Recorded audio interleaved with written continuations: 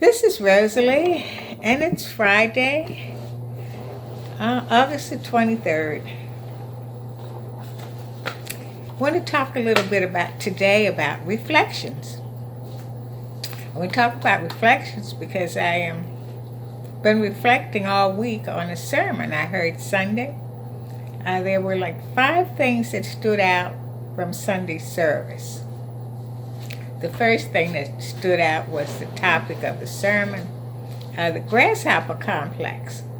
What is the grasshopper complex? You know, do you think about how high a grasshopper can jump? Do you think, and first thing I thought about was being a teenager and catching grasshoppers for biology class. And there were people who just liked to catch grasshoppers and mutilate them. But I didn't want them in my hand. I would catch them in a jar, and what we would do was catch these grasshoppers and say, "Grasshopper, grasshopper, give me some tobacco." And they actually spit out a brown juice, and that was as if it was, some sort of magic. But the grasshopper complex really is about thinking about the size of the grasshopper compared to the size of a human being. And when a human being thinks that he or she is the size of a grasshopper, they are thinking of themselves as being very, very small, which made me think about one of my presentations where I talked about the bully inside and how, as an individual, sometimes we can tell ourselves that we're not good enough, we don't have enough.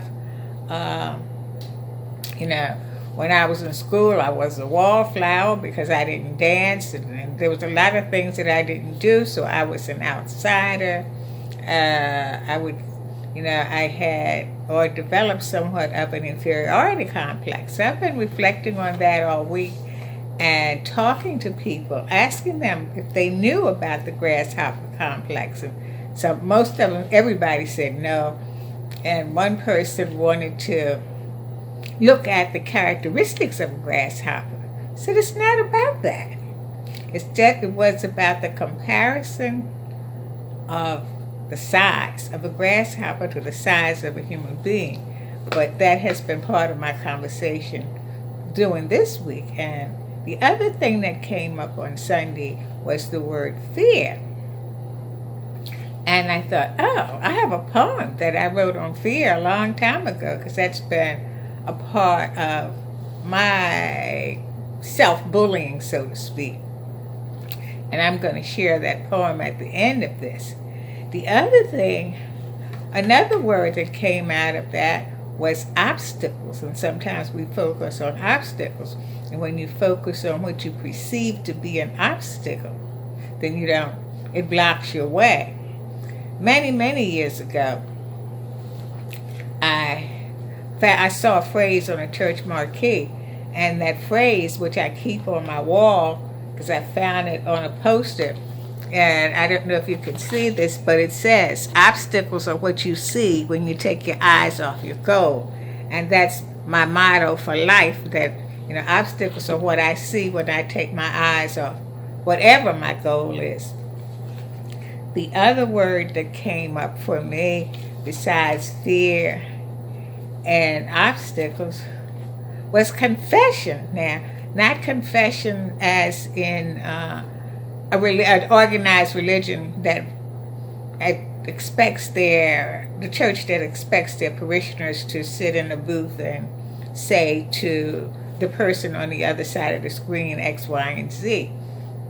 When I think of confessions, I think more along the 12-step way of doing things. Admit to yourself, to God, and to another person. Admit to yourself, to God, and to another human being the exact nature of your wrongs. Once you do that, you're also expected to become willing to make amends, whether it's to yourself, to the other person. Many years ago, I became a member of Overeaters Anonymous. And I said I was going to make Overeaters Anonymous a part of my life for the rest of my life. I believe that was in 1992. So I became immersed in that 12-step program, and out of that, I got connected with adult children of alcoholic and dysfunctional families, because I am definitely from a dysfunctional family. And from that, I got involved with arts, and art is recovering through the 12 steps. And the day, because I used to say I was a wannabe writer, and a friend said, "No, Rosalie, you are a writer." And I remember the first time I had a conversation with a bank teller, and I said what I did professionally, and conversation continued, and I was telling her, well, writing feeds my soul, and I am a writer. But on that day, which was the first time I really said that I'm a writer, I walked out. It was a sunny day, and I felt as bright and sunny on the inside as I did on the outside. So that's what came to mind when I thought about obstacles. What else was in that sermon that I thought about? Yes, I thought about the grasshopper in my childhood. I thought about obstacles. I thought about confessions. And, oh yes, this was not a part of the sermon, but it was part of of one of the hymns that was sung. And it was the phrase that said, "Stood beneath the debt that one cannot afford." And I had to smile. It was like that spoke to me. Because before going to church, I thought, I'm going to get a credit card that I keep in a drawer. I don't keep it in my purse. And I paid it off, I don't know, 2.5 years ago because of the high interest rate.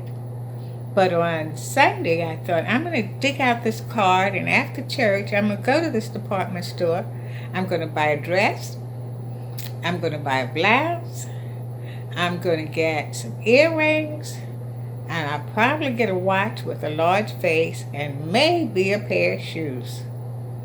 Well, I heard that phrase, stood beneath a debt I could not afford. But I could not afford that, because it said, when you do stuff like that, I'm spending tomorrow's money today, and I haven't gotten it yet. So I did not go to that department store. I haven't gone all week, but I've been thinking about that, how that spoke to me and just was what I needed to hear to help me keep myself clean. When I say clean, I mean keep myself from creating any new debt. Because that's, as a member of Debtors Anonymous, I have to say, I don't have to say it, but I do say it. My name is Rosalie, and I am recovering one day at a time. And I'm grateful for that. I'm grateful for that journey. So I want to say thank you to my pastor, and I let her know that I really did reflect on her sermon and reflect on the service all this week and shared a lot of it with my friends. So right now, this is, in 1994, I wrote this poem on fear. What do I fear? Whom do I fear? Everything, everyone, no one, nothing. Yet, fear wraps around me like an elastic binder. Fear grips me like a steel vice, blocking my progress, preventing me from following my dreams, destroying my soul, choking the essence of my life. I cry out, let me go, let me be free.